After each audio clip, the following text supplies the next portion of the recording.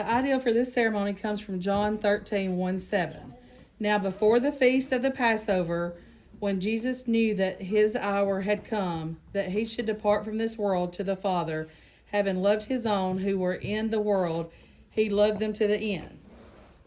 And supper being ended, the devil having already put into the heart of Judas, Simon's son, to betray him. Jesus, knowing the Father had given all things into his hands, and that he had come from God and was going to God, rose from supper and laid aside his garments, took a towel and girded himself. Then he came to Simon Peter, and Peter said to him, Lord, are you washing my feet?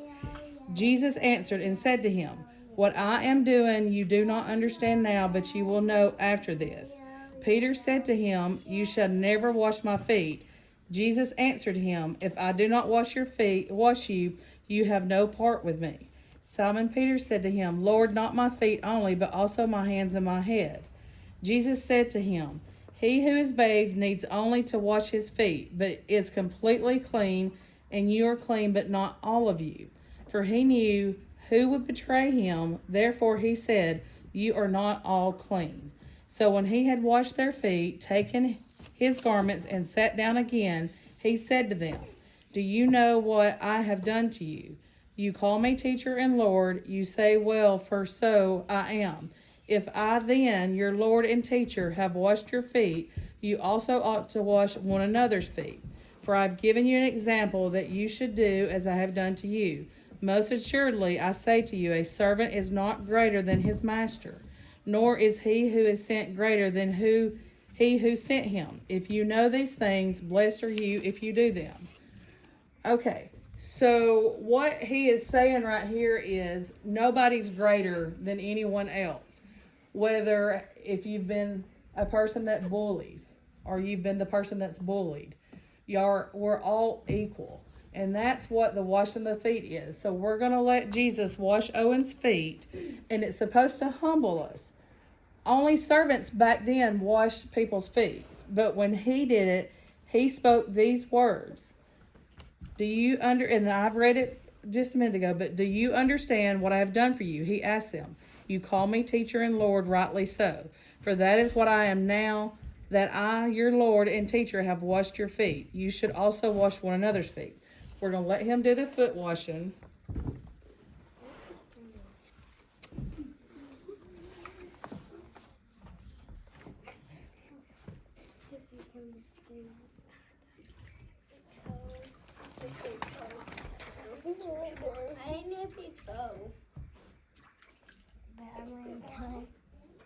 I'm laying down on the horse.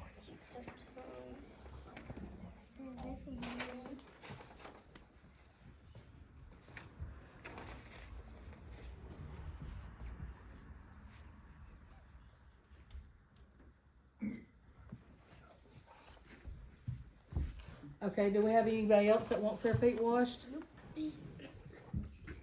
Okay. Casey, go ahead. Owen, you come back down here. And while you're taking those off, The ones that do take your shoes, go ahead and take your shoes off.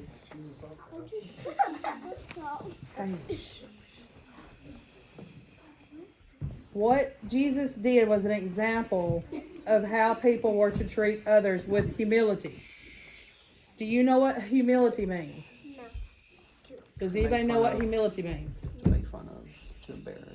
No. That means you're humble. Freedom from pride or arrogance. Not being arrogant about something. Okay? So we're going to let him do cases.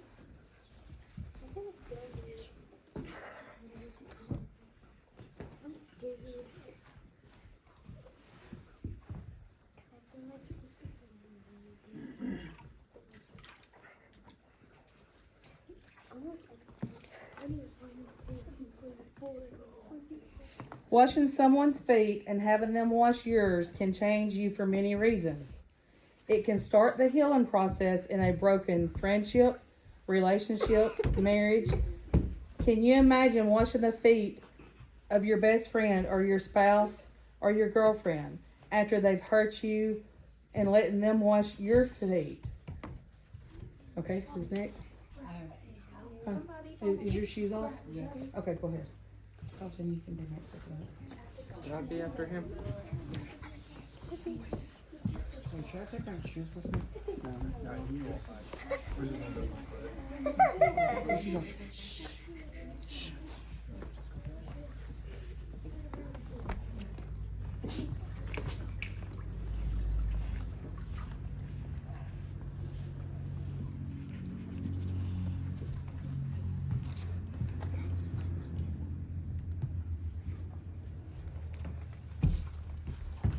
Colton, you can do next.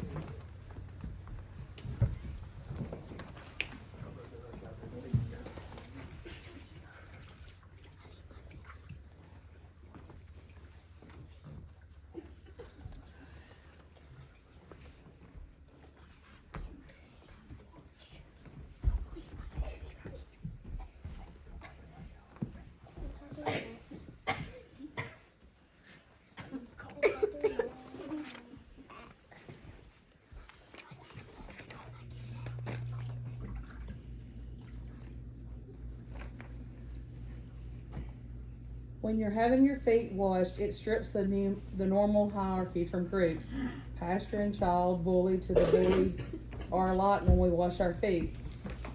When our feet are being washed, we grow in trust as we're vulnerable with our feet being touched and sink.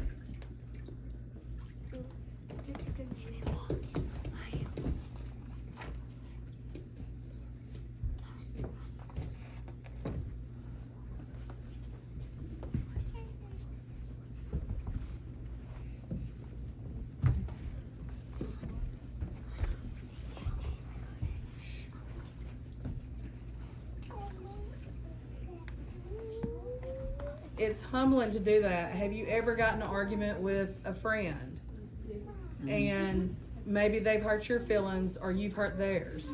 Could you imagine washing each other's feet? It's humbling. It should make you realize that, you know, you can't go around bullying people. You're not arrogant. Y'all are all equal. We're all equals. Mm-hmm.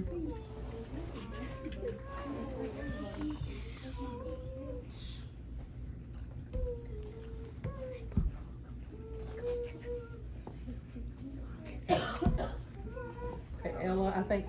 Oh, well, and then Ella, you can go up there and be next. Okay.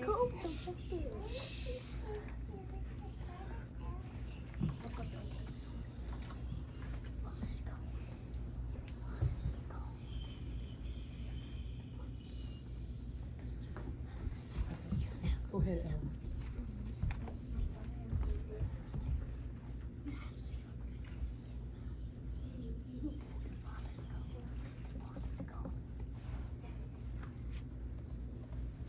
Now, after Ella, does anybody want to wash someone else's feet?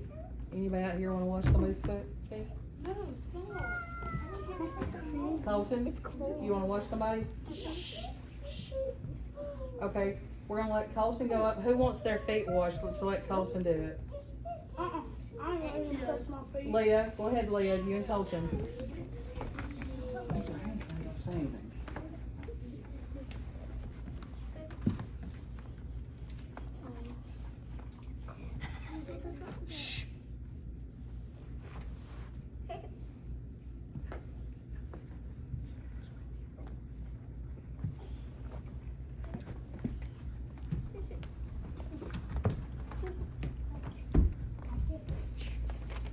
Jesus often spoke on multiple levels.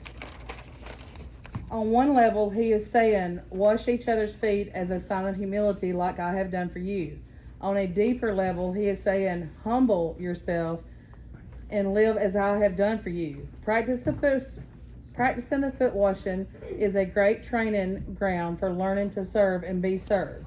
Colton, what were you thinking when you washed her feet, Leah's feet?